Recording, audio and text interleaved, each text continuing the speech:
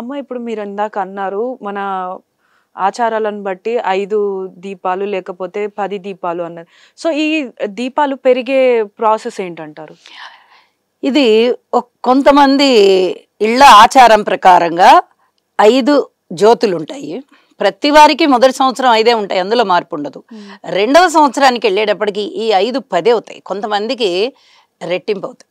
మూడో సంవత్సరానికి వెళ్ళేటప్పటికి 3 5లు 15 అవుతాయి. నాలుగో సంవత్సరానికి 4 5లు 20 అవుతాయి. ఐదో సంవత్సరానికి 5 5లు 25 అవుతాయి.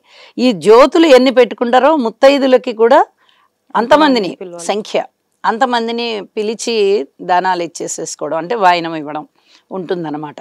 ఇది వాళ్ళ వాళ్ళ ఆచార సంప్రదాయాన్ని బట్టి ఉంటుంది. అమ్మ ఇప్పుడు మనం వాయినం ఇచ్చినప్పుడు వాళ్ళకి ఎవరికైతే వాయినం ఇచ్చిన ముత్తైదులు ఉంటారో వాళ్ళ కాళ్ళకి దండం పెడుతూ ఉంటాం. కానీ ఇప్పుడు మనకు పెద్దలు చెప్పే మాట ఏంటిదంటే మనకంటే చిన్న వాళ్ళ కాళ్ళకి దండం పెడితే మనకు ఆయుష్ తగ్గుతుంది అని. సో మరి ఇప్పుడు ఇలా వాయినం ఇచ్చినప్పుడు కాళ్ళు మొక్కితే ఏం పర్వాలేదంటారా? పర్వాలేదండి. మనము ఒక మంగళగౌరి స్వరూపంగా ఒక ముత్తైదుని భావిస్తూ వారికి మనము ఈ వాయినాన్ని ఇస్తున్నాం. ఈ పసుపు కుంకుమ, తర్వాత పువ్వులు, పండ్లు, గాజులు, పండు, తాంబూలము, ఇంకేదైనా రవికెల గుడ్డ, చీర, ఇవన్నీ కూడా ఏ భావనతో ఇస్తున్నాం వాళ్ళకి? ఒక ముత్తైదు, ఒక సాక్షాత్తు గౌరీ స్వరూపం అనుకొని ఇస్తున్నాం. ఇంకా అక్కడ వయస్సుతో సంబంధం లేదు. తప్పనిసరిగా వాళ్ళని గౌరీ స్వరూపంగా భావించుకొని వాళ్ళకి వాయినం ఇచ్చి వాళ్ళ కాళ్ళకి నమస్కారం చేస్తున్నాం. ఇక్కడ అమ్మవారికి ఇస్తున్నామనే భావనే తప్ప ఏదో ఒక వ్యక్తికి ఇస్తున్నాము, మనకన్నా చిన్న వాళ్ళకి ఇస్తున్నామనే అలాంటి భావనలు మనసులోకి తెచ్చుకోకూడదు. అమ్మ ఇప్పుడు మనం పూజ కోసం కలశం పెడుతూ ఉంటాం. సో ఈ కలశాన్ని ఎన్ని రోజుల వరకు ఉంచాలి? అంటే కొంతమంది ఈ శ్రావణ మాసం మొత్తం ఉంచుతారు, కొంతమంది ఏంటంటే వాళ్ళు పూజ చేసుకునేంత వరకే ఉంచుతారు. సో ఈ కలశాన్ని మనం ఎన్ని రోజులకి పెట్టుకుంటే మంచిగా ఉంటుంది, లేకపోతే ఎప్పుడు తీస్తే మంచిది అంటారు? శ్రావణ శుక్రవారం నాడు మాత్రమే కలశం పెట్టుకుంటారండి సాధారణంగా. లేదండి మేము నెల రోజులు కలశం పెట్టుకొని పూజ చేసుకుంటాము అనేవాళ్ళు చాలా తక్కువ. నెల రోజులు కలశాన్ని పెట్టి పూజలు అంత నెల రోజులు పెట్టేటంత ఉండదు. కలశం అనేది ఒక నియమిత కాలానికి ఉంటుంది, 3 రోజులకి పరిమితం. ఏది దేవి త్రిరాత్రి వ్రతం అని చేసుకుంటారు.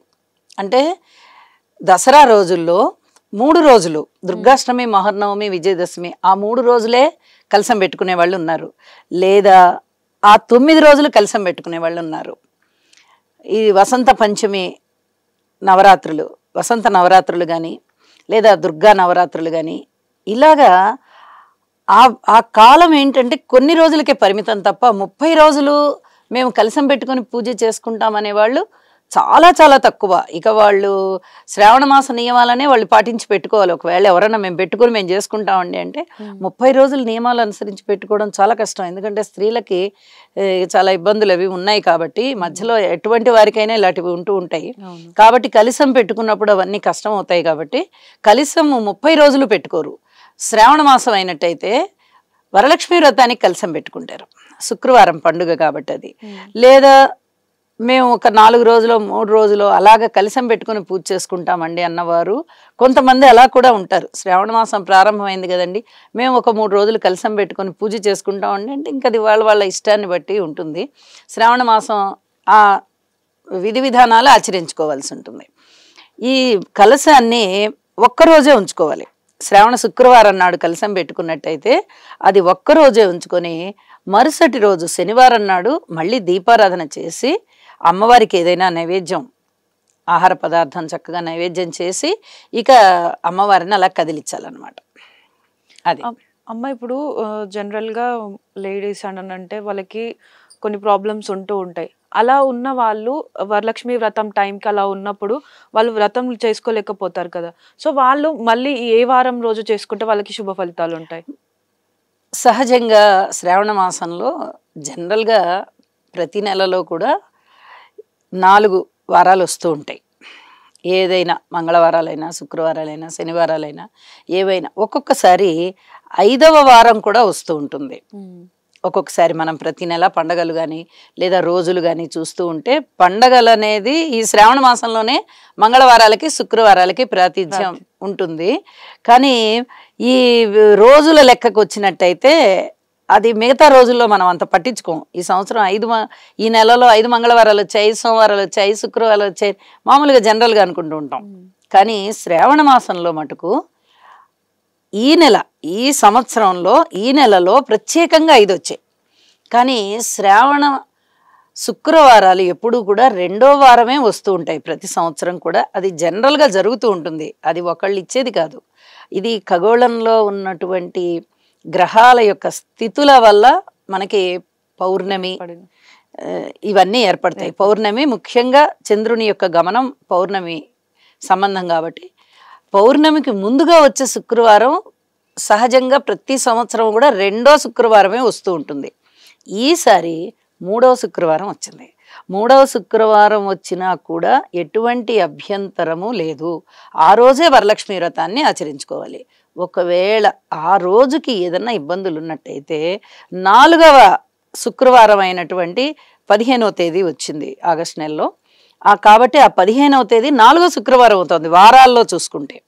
మొదటి శుక్రవారంతో ప్రారంభమైంది కాబట్టి శ్రావణ మాసం 4వ శుక్రవారం నాడు చేసుకోవడం చాలా చాలా శుభప్రదం. పెద్దవాళ్ళు అంటూ ఉంటారు, ఒకవేళ 2వ శుక్రవారం నాడు కుదరకపోతే 4వ శుక్రవారం నాడు ఆచరించండి, నట్టిల్లంతా బంగారం అవుతుంది అని చెప్తూ ఉంటారు. కాబట్టి ఈ 2 వారాలే వరలక్ష్మి వ్రతానికి అధిక ప్రాధాన్యత ఇచ్చే వరాలు.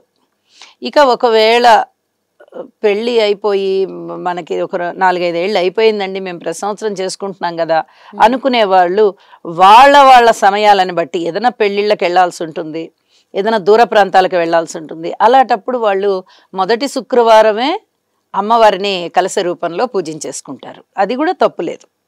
అమ్మ, ఇప్పుడు కొత్తగా పెళ్ళైన వారు కూడా వరలక్ష్మి వ్రతం చేసుకోవాలనుకుంటారు కదా, సో వాళ్ళు ఏ వారం రోజు మొదలు పెడితే బాగుంటుంది అంటారు?